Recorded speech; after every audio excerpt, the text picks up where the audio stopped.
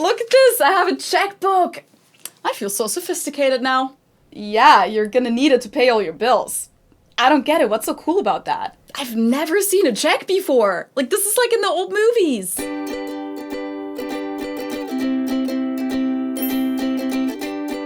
Hello, servus, and welcome back to my YouTube channel. My name is Feli. I'm originally from Munich, Germany, but I've been living here in Cincinnati, Ohio, on and off since 2016. It's been a few weeks since I uploaded my last video on here, and the reason for that is that my personal life has been really intense in the last few weeks. Ben and I finished up a bunch of things in our house after we had some major renovations going on the last few months, and then a bunch of people were in town in August, including a friend from Germany who stayed with us for a few days, and then my parents were visiting, and then Ben and I are actually going to Germany already next week. But before we leave, I'm going to prepare a bunch of content for you guys, starting with this video. In case you're wondering why my background looks a little bit different today, I also got a new YouTube shelf. This was my old one. I got that one 2 years ago when I first rented out the dedicated room for recording at my old place.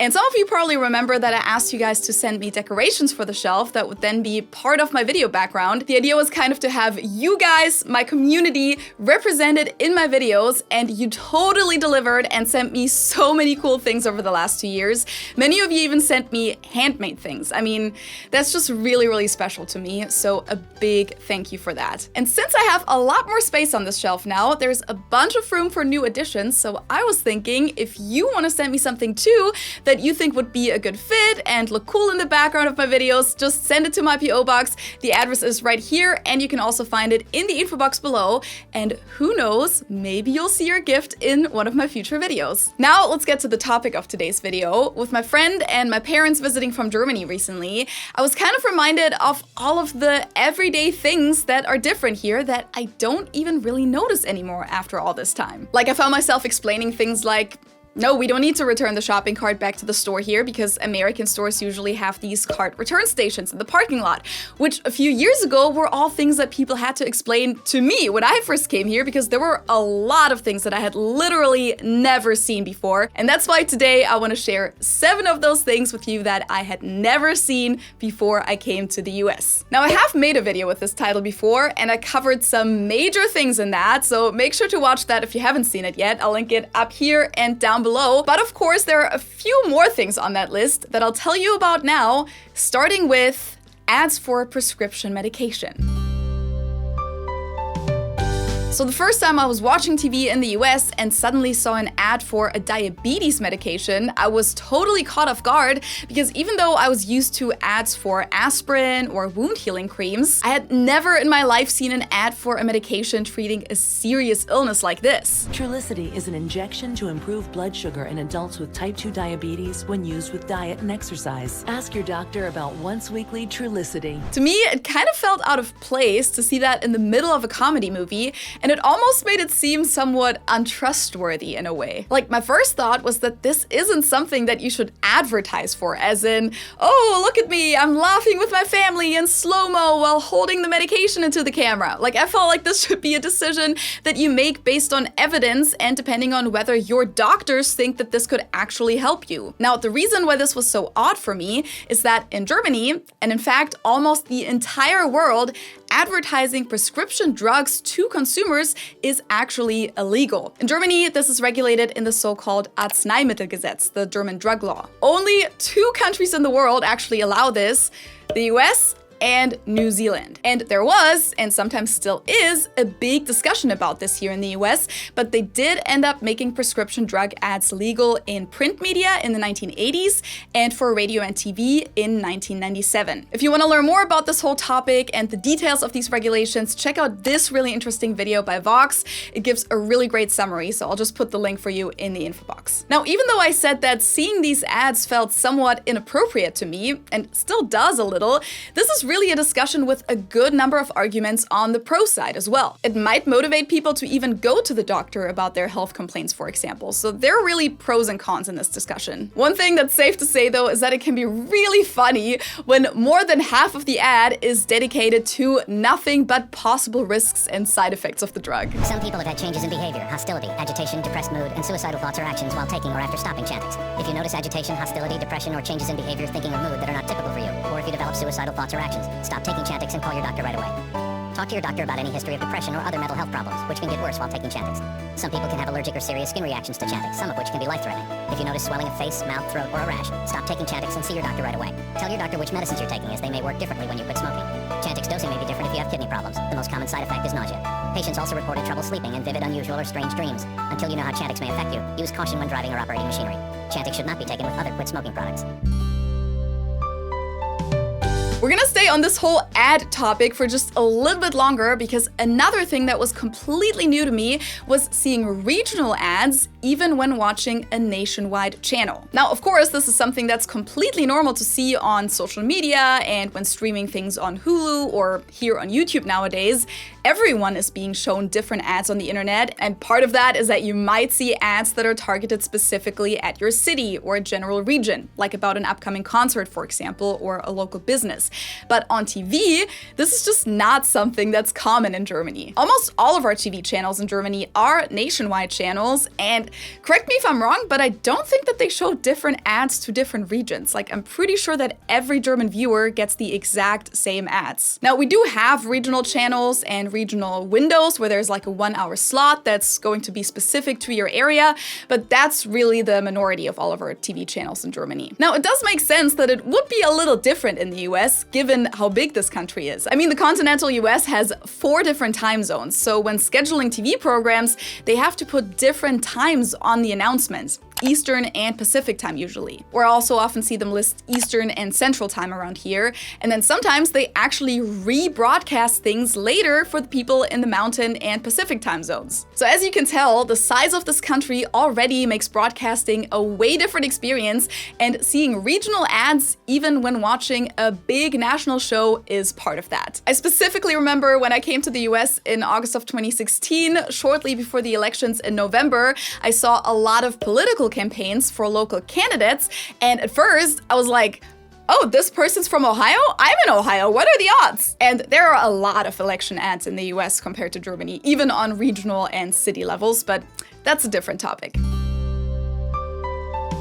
Let's move on to something much more enjoyable that was not a thing that I was familiar with growing up in Germany, and that is flavored coffee creamer, so this stuff. I remember on our first USA road trip that we did as a family in 2011, they had these coffee machines in all of the hotel lobbies where they had coffee, and then they'd also have a dispenser like this one that would have regular creamer, but also usually vanilla and hazelnut flavored creamer. And guys, I don't drink coffee. I don't like it, it doesn't wake me up, but on that vacation, 17-year-old me definitely had some coffee every now and then, because with that sweet vanilla creamer in it, it didn't even taste like coffee anymore. It tasted like dessert. Of course, I kind of overdid it with the creamer, but if you look at the coffee culture in the US, there's definitely lots of sweetness and flavors. And this even starts with the coffee grounds. When you look at the coffee selection at a German grocery store, you'll kind of just have coffee. I mean, there will be different roasts and strengths, and there will be regular coffee and espresso, but it's very straightforward. Whereas in the US, your coffee aisle usually looks more like this.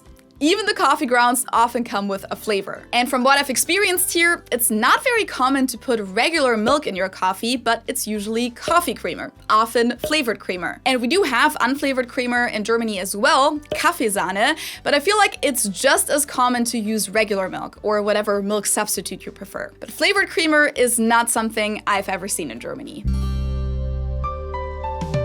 Again, we're kind of staying on a similar topic, and this is something that I hadn't even thought about in years, but when my friend was here a few weeks ago, she saw this in our fridge and she just couldn't wrap her head around the fact that this even existed. Sweet cream cheese. In Germany, cream cheese is something savory that we eat on bread or Knäckebrot or maybe with pretzels, and to be completely honest with you, our cream cheese game is kind of on a whole different level compared to the US. We have lots of different flavors, different textures, or whipping degrees, and lots of different brands. While in the US, it seems like Philadelphia pretty much has the cream cheese monopoly nowadays. But what we don't have in Germany is blueberry flavored cream cheese, or honey pecan, or strawberry, or cinnamon.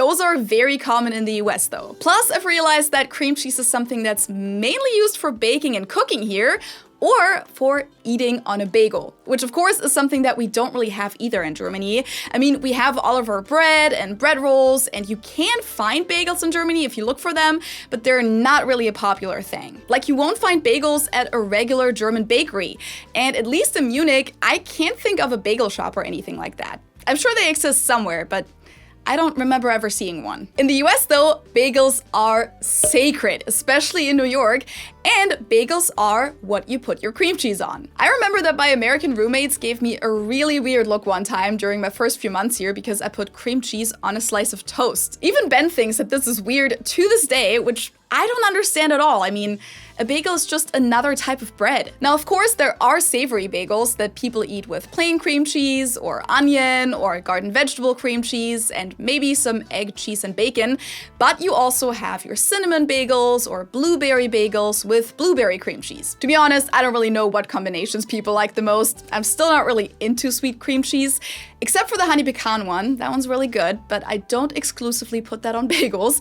So maybe you guys could share your favorite sweet bagel combos in the comments.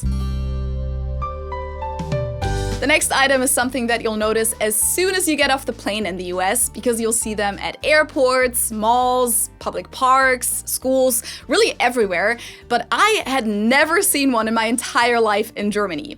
Water fountains. To me, they were one of those things that I had only seen in American cartoons and movies, especially when they took place in a school setting, like in Disney's Recess, for example, or Lizzie McGuire, or Kim Possible. I remember that there was always a scene where kids messed with the water fountain so that the next one who uses it would get water all over them. But I always thought it was kind of a weird concept to bend down to a little faucet to drink out of it like a dog, instead of having a water bottle to drink out of. To be completely honest, I still don't really like doing that, or maybe I'm just not talented enough to drink out of them without getting half of my face wet. What I do really like though is when there's also a little station specifically for filling up your water bottle. That's absolutely genius in my opinion.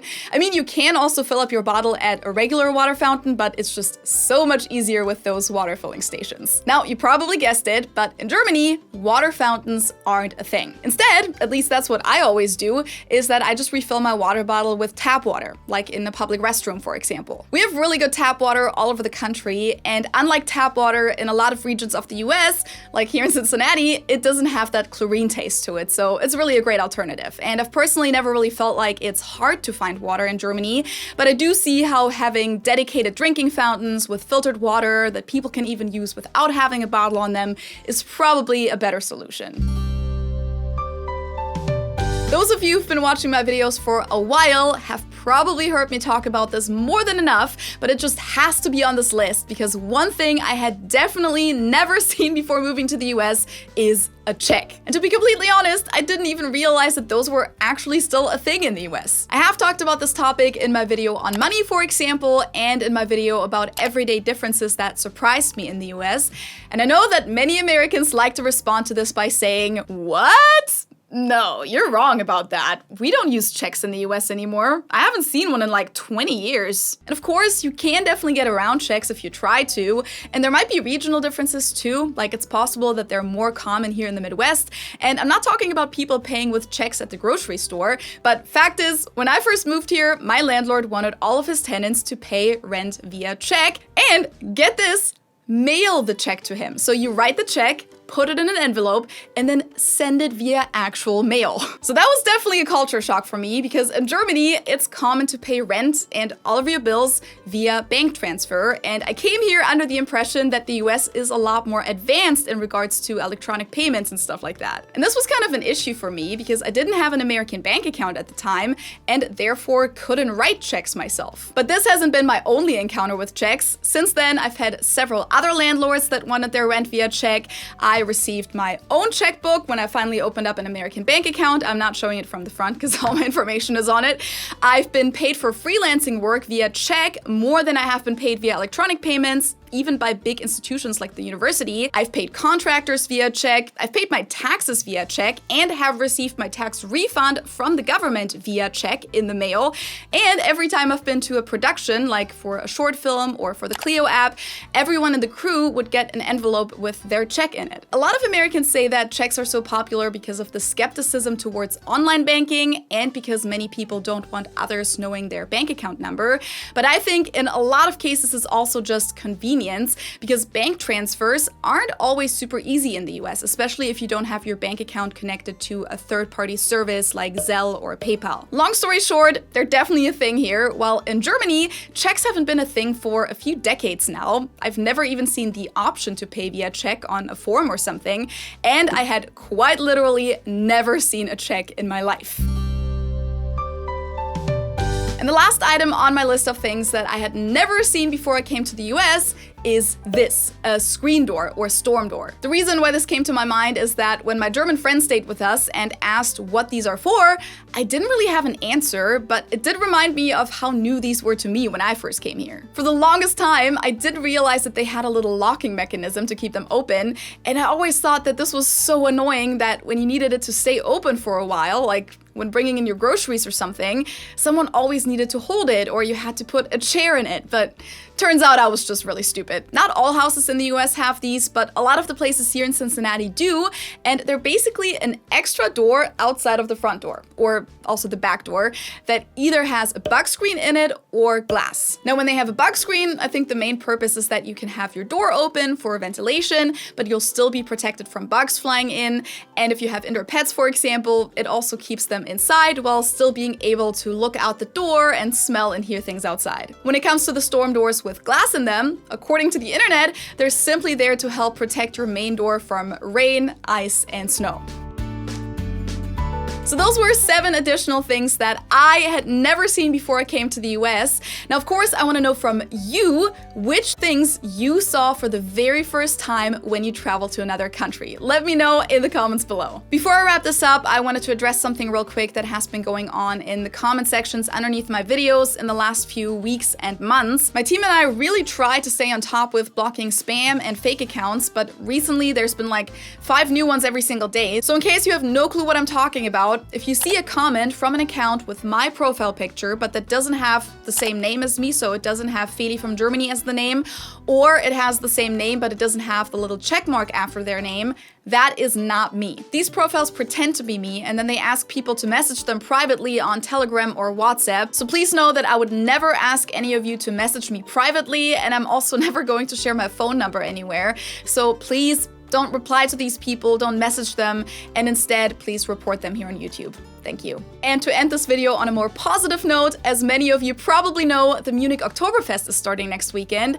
In case you happen to travel to Germany for that, Ben and I made a little video guide about Dirndls and Lederhosen recently, and I also have a whole Oktoberfest guide video on my channel from 2 years ago, so I'll put both of those videos up here for you. But in case you'd simply like to get some Oktoberfest feeling at home, or want to get a unique gift for a loved one, I'm doing an Oktoberfest sale on felifromgermany.com, which means that all of my beer mugs are currently 15% off. The 1 liter ones, the half-liter ones, and also the personalized ones. This sale is going to go all the way through Oktoberfest until October 3rd, so if you don't have one of these yet but always wanted one, now's your chance. With that being said, thank you guys so much for watching. You can also find me on Instagram, Facebook, and TikTok. And if you want to support me and my channel, you can do so on Patreon, Ko-fi.com, or by sending me a super thanks here on YouTube. I appreciate every single one of you, and I hope I'll see you next time. Tschüss!